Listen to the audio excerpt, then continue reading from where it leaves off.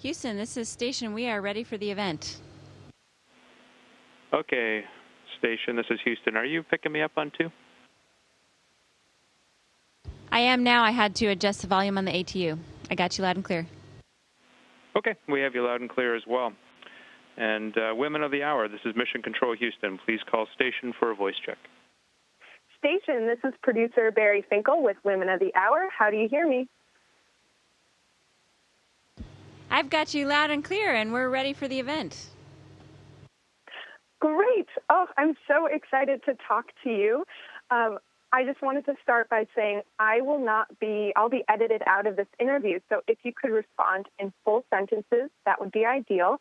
And I want to start by having you introduce yourself, who you are, what you do, and where you are. Yeah, I'm astronaut Kate Rubens. It's great to be talking to you. I'm aboard the International Space Station, and we just flew off the coast of Japan. We're headed somewhere towards Patagonia, and we have been busy all day on Space Station doing a bunch of experiments and prepping our spacesuits to go out the door on a spacewalk next Saturday. Oh, that is so exciting. So when you were little and you would look up at the stars growing up, did you ever imagine yourself being among them on the ISS? Was this always the goal? Well, when I was growing up, when you are a little kid, you've got some career goals, of course, and I had 3. It was astronaut, biologist, and geologist. So I started out as a biologist. I wound up as an astronaut, and we'll see what happens from here. Wow, that must feel really good. So I'm curious, what was going through your mind as you were launching into space? How was the experience different from how you might have imagined it? Yeah, so we actually spend a lot of time in the simulator, and we launch on Soyuz rockets. So we are in the simulator with our Russian colleagues, often in Moscow. And the simulator feels very much like the real spacecraft. You climb in on the real day, and everything looks exactly as you're used to. The biggest difference there is the fact that you actually then start to feel the rocket underneath you at liftoff, and there's a lot of this going through your mind of, I can't believe I'm actually here, I can't believe we're actually on top of a rocket, and it's a pretty incredible experience to suddenly be hurled into space at 17,500 miles an hour. Yeah, it's hard to imagine. Can you give us a sensory description of being in space, the sights, smells, and tastes? Yeah, that's a great question, actually. So space does have a little bit of a smell, and we got a chance to experience that when we docked the Dragon vehicle to the space station. So this was the SpaceX vehicle that launched recently. One of the things that we do is pressurize and depressurize the airlock that goes between those 2 vehicles. When you do that, you bring a little bit of that space smell into station, and so my commander called us over and told my crewmates and I to smell if we could smell space. It smells a little metallic, but nothing remarkable.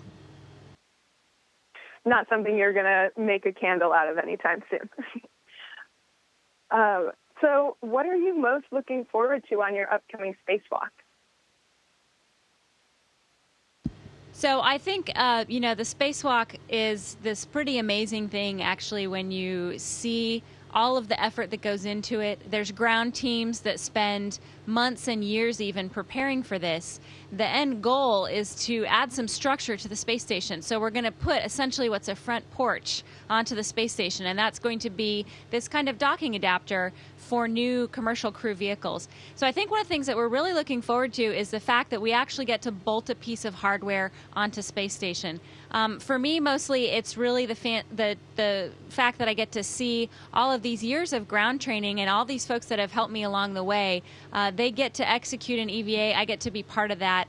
That's I think just one of the most amazing things is to see what happens when NASA kicks into high gear, what they can accomplish, and how all these people come together and put a plan together. Yeah. So what is an average day in space like for you? Yeah, that is a great question. It's a busy day usually.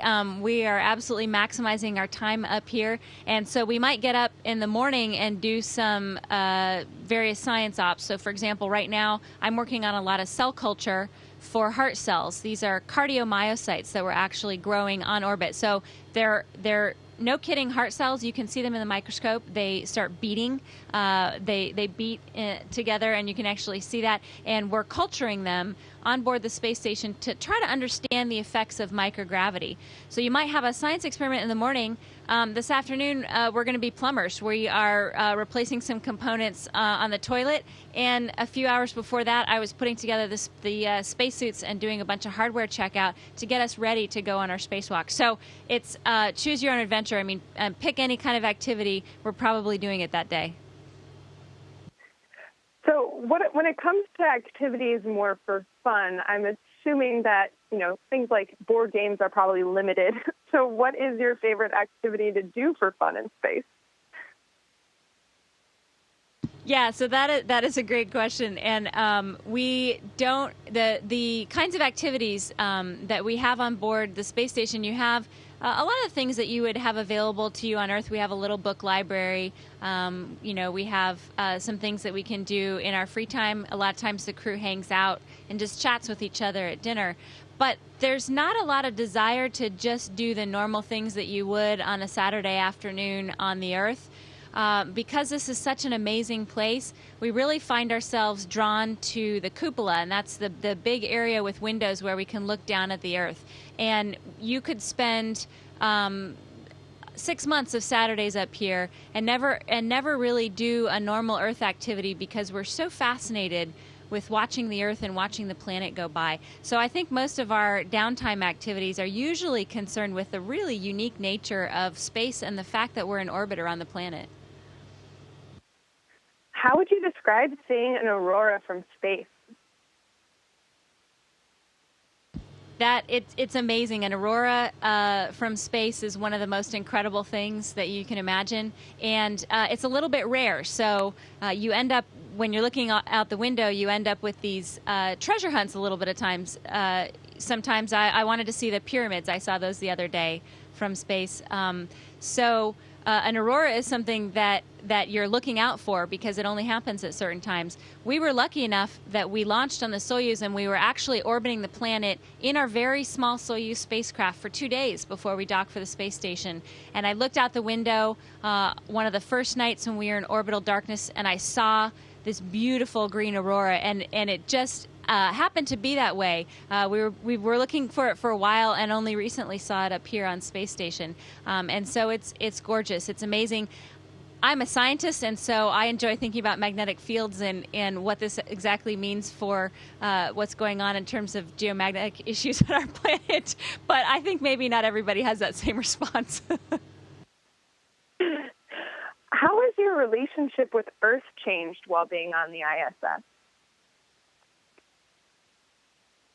I think one of the ways that your relationship with Earth changes is the fact that you can see so much. So I was narrating to some family and friends a little while ago.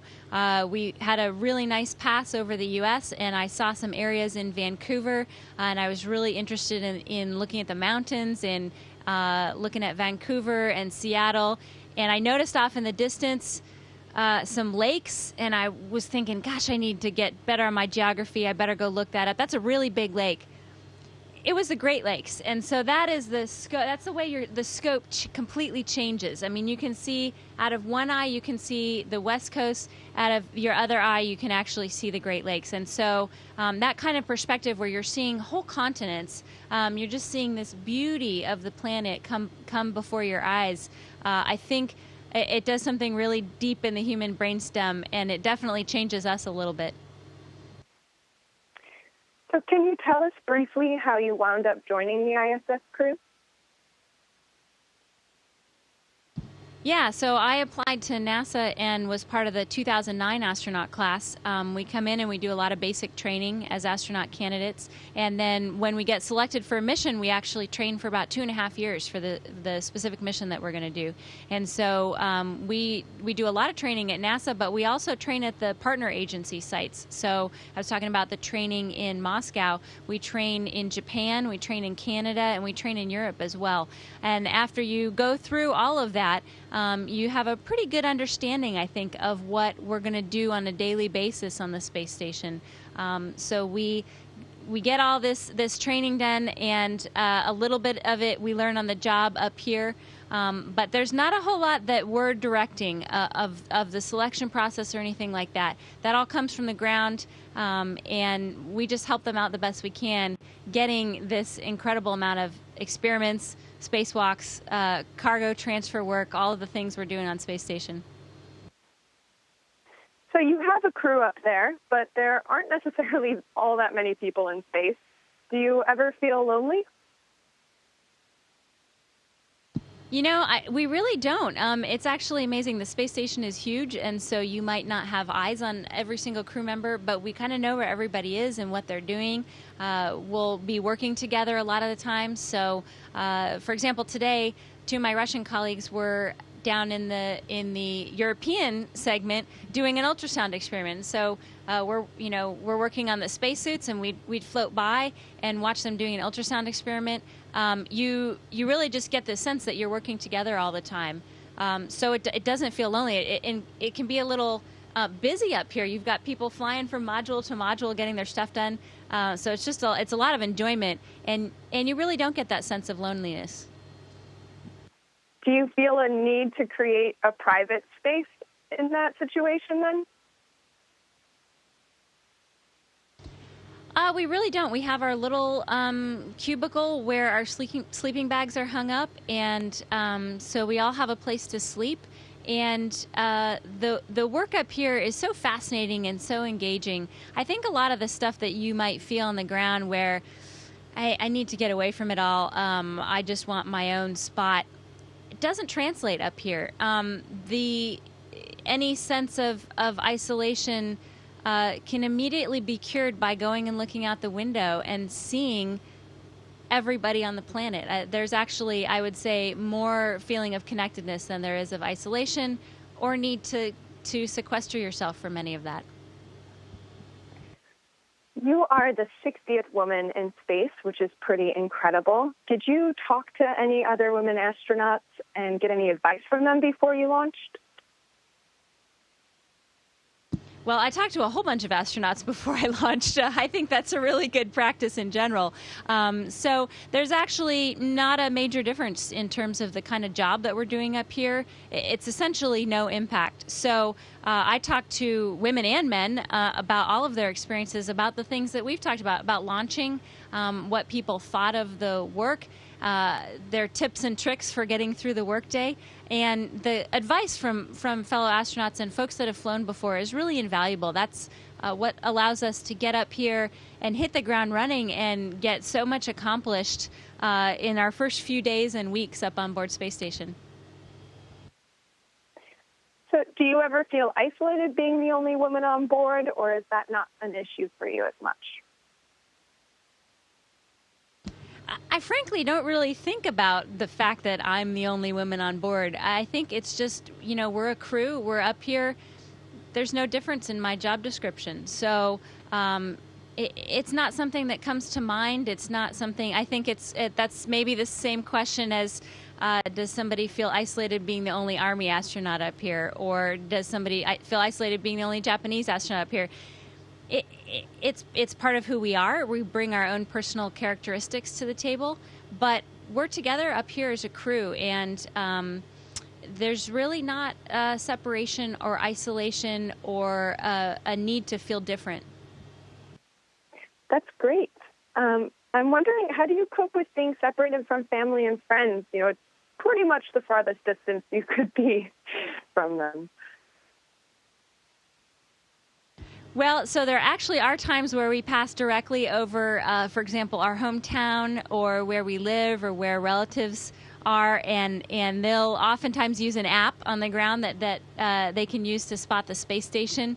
And NASA has this app, but your listeners can go look it up and see if we happen to be flying overhead at a good time. And so I get a lot of notes from people that say, hey, I just saw you fly overhead. So you actually, in some ways, can feel closer to some of your far-flung friends and relatives.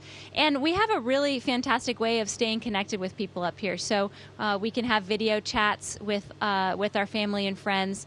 And it's a really fun time. We get to bring a little bit of the space station life to them. So it's not as remote as you would think. It's a fascinating, unique environment, and it is a remote and extreme environment, but it gets brought a lot closer by some of the human contact.